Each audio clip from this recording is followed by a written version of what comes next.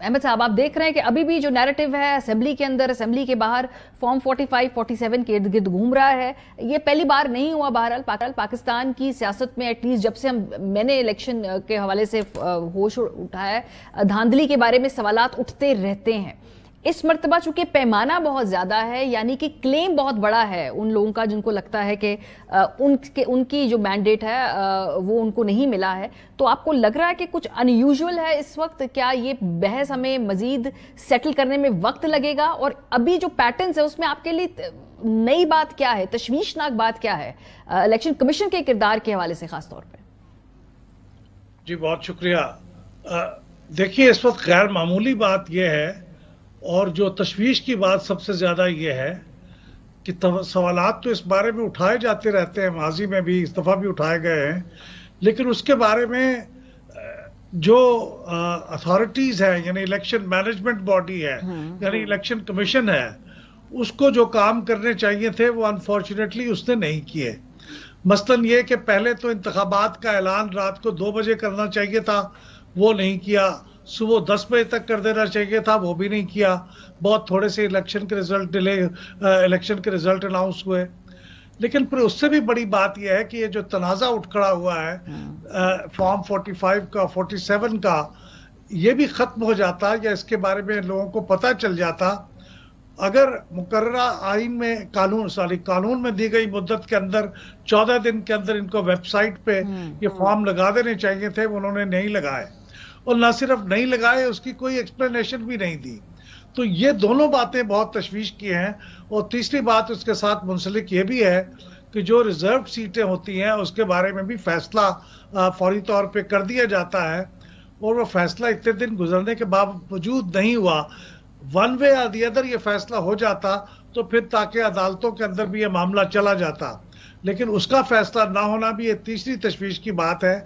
तो ये multiple level पे तशवीश की बात है इस वक्त इन इंतखाबात के रेफरेंस से। जी सर, ये जो मखसूस नशिस्तों वाली बात है, खास तौर पे इसका फैसला नहीं होगा तो उससे प्रेसिडेंशियल इलेक्शन पे फर्क क्या पड़ेगा, सेनेट के इलेक्शन पे फर्क क्या पड़ेगा, और खास एक जमात यानी कि सुन्नी इत्तेहाद काउंसिल / तहरीक इंसाफ को फर्क पड़ेगा? जो बाकी हैं उनके लिए रिलेटिवली आसान होगा, क्योंकि जो परसेप्शन है, जो तहरीक इंसाफ खुद समझती है कि ये सीटें शायद होल्ड कर ली जाएं और इन इंतखाबात के बाद शायद दे दिया जाए, तब तक फैसला सामने ना आए। उनका ये असेसमेंट है।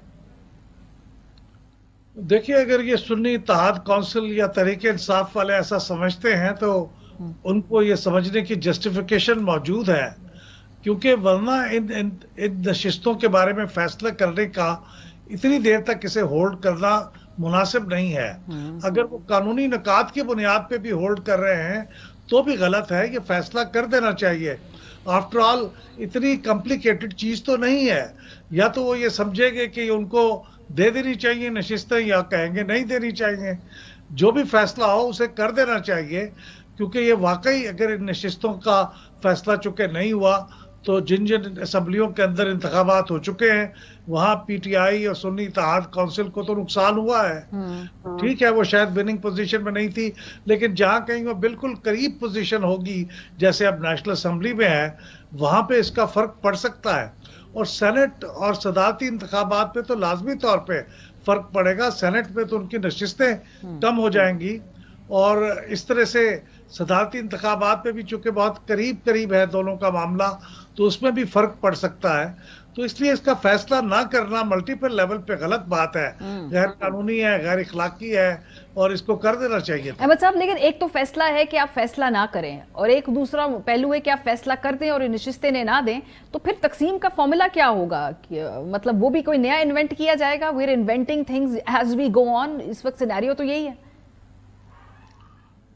देखिए, अगर वो नशिस्तें नहीं देते तो इसका मतलब है उन लोगों को कोई पॉलिटिकल पार्टी तस्लीम नहीं करते, और उनको बहैसियत एक इंडिपेंडेंट के ही ट्रीट करेंगे। ये बिल्कुल वैसे ही है जैसे 2013-14 में सेनेट के इंतखाबात के वक्त मुस्लिम लीग के मुस्तनद टिकट होल्डर्स को इंडिपेंडेंट के तौर पर ट्रीट किया गया था।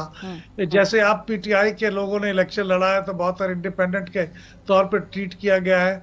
तो उसको अगर इंडिपेंडेंट ट्रीट करेंगे, इसका मतलब है कि वो बाकी जो पार्टियां, बाकी जो नशिस्तें इन लोगों को मिलनी थी सुन्नी इत्तेहाद काउंसिल को, وہ پھر مل جائیں گی دوسری پولیٹیکل پارٹیوں میں، ان کے حساب سے پھر تقسیم ہوگی، جو کہ ایک غیر منصفانہ بات ہوگی، لیکن اگر وہ نہیں مانیں گے تو پھر اس کی صورت یہی ہوگی۔ سر پھر فارمولا کیا ہوگا؟ پہلے تو تناسب طے کیا ہوا ہے نا، تو پھر فارمولا کیا ہوگا؟ ان باقی جماعتوں کی جو لسٹ میں جو ڈیپتھ ہوگی ادھر سے لوگ آ جائیں گے؟